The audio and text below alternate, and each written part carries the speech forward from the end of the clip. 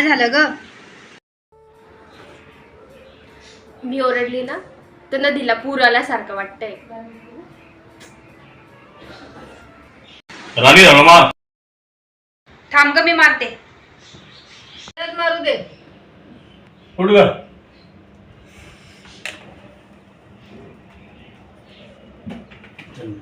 उठ मम्मा, इकडे बस. नवऱ्याच्या घरी सगळेच कामं करायला लागतात. आम्ही सगळेच कामं केले. नवऱ्याच्या घरी काय काम करशील मग? त्यापेक्षा मी नवराच करत नाही, म्हणजे प्रश्न संपला.